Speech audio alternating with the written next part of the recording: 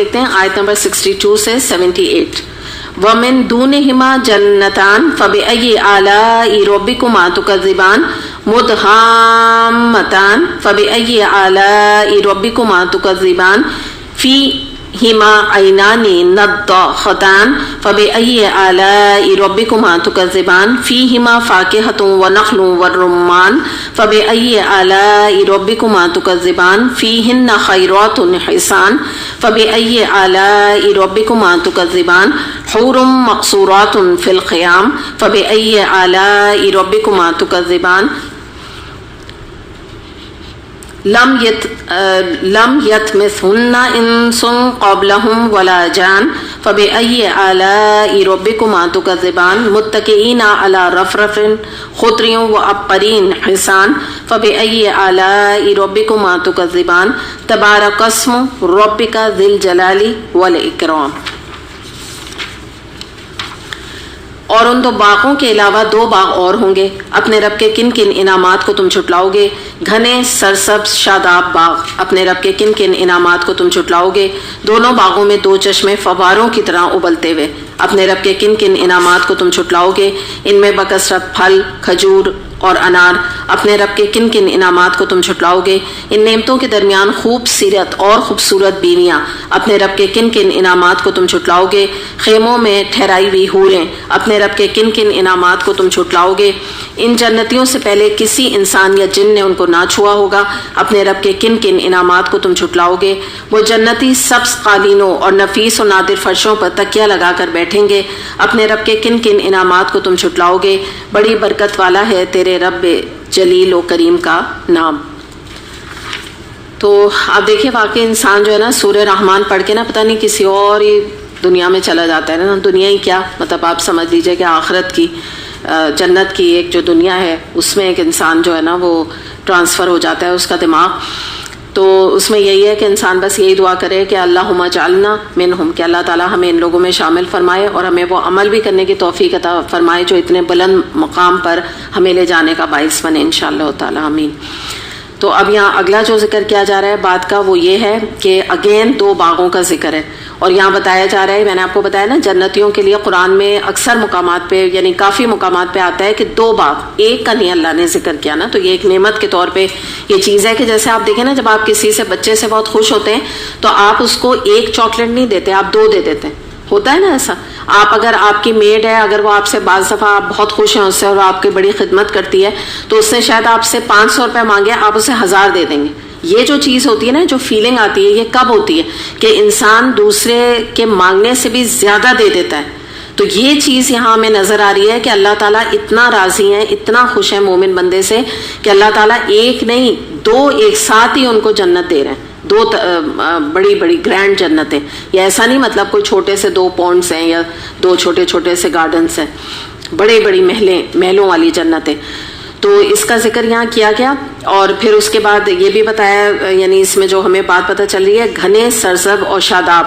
تو یعنی مراد یہ ہے کہ کثرت پانی کی وہاں اتنی سیرابی ہوگی اور سبزہ گرینری جو ہے وہ یاد رکھیے گا جنت کا بڑا اہم جز ہے.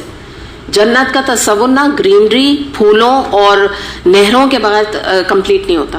یہ اللہ تعالیٰ نے ایک اس کی شان اور ایک کوالٹی رکھی ہے جنت کے اندر. تو پتہ چلتا ہے کہ اتنی گرینری ہوگی ان باغوں میں جنتیوں کے کہ وہ بالکل ڈارک گرین کلر کے ہوں گے. سیاہی مائل جو گرین کلر ہوتا ہے نا اس کلر کے باغ ہوں گے. اور دوسری بات یہ پتہ چل رہی ہے کہ دوبارہ سے یہاں پہ جو کوالٹی ہمیں پتہ چل رہی ہے وہ خوب سیرت بیویوں کی ہے. اور اس میں پتہ چل رہا ہے خیرات سے مراد ہے اخلاق اور کردار کی خوبی.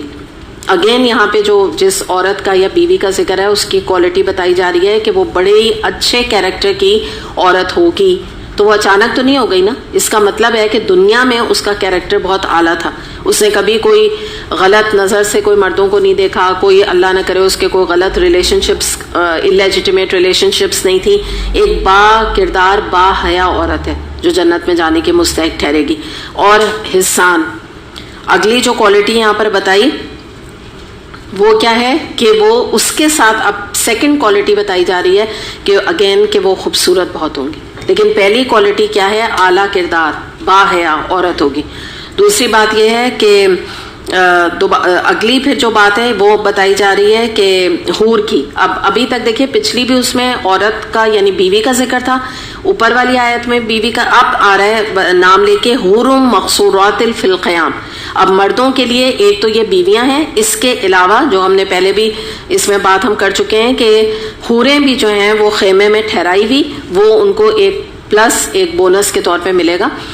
اور دوسری بات یہ کہ یہاں پہ جو وہ ہوں گے نا خیمے وغیرہ اس طرح سے جنتیوں کے, تو ان کے بارے میں ایک حدیث آتی ہے, نبی کریم صلی اللہ علیہ وسلم نے فرمایا کہ جنت میں موتیوں کے خیمے ہوں گے, یعنی خیموں کے اوپر آپ سمجھیں کہ پورے پرلز کے بنے ہوئے. اور خیمے جو ہے نا, اس کو تصور آپ یہاں نہیں لائیے گا جو بیچارے جب زلزلہ آ جاتا ہے یا جو جپسیز ہوتے ہیں تو وہ چھوٹے چھوٹے سے خیموں میں رہتے ہیں نا بیچارے, یہ نہیں تصور لائیے گا. خیمے جو ہے وہ یعنی جب جنتیوں کا محل اتنا بڑا ہوگا کہ اس کو کوئی انسان سوچ نہیں سکتا. تو ابھی میں آپ کو حدیث سناتی ہوں تو آپ اندازہ آپ کو لگا لیجئے گا آپ کہ یہ کتنے بڑے خیمے ہوں گے.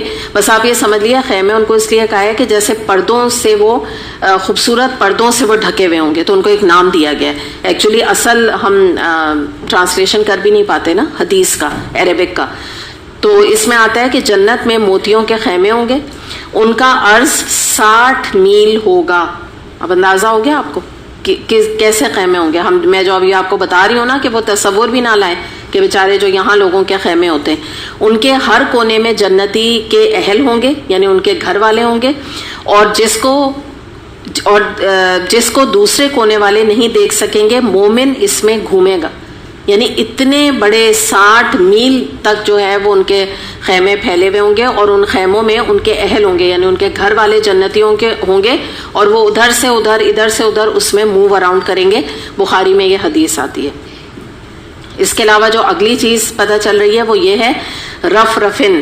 یہاں پہ ذکر کیا جا رہا ہے نا کہ وہ تکیوں وغیرہ کا, تو رف رف سے مراد ہوتا ہے کہ کوئی بہت ہی خوبصورت کارپیٹ, ٹھیک ہے, جس کو ہم اس میں پرشین میں کہتے ہیں غالیچہ ورڈ استعمال کیا جاتا ہے, لیکن آپ اگر اس کو ایزی کرنا چاہیں تو آپ سمپل سمجھ لیجئے کارپیٹس, بہت ہی خوبصورت.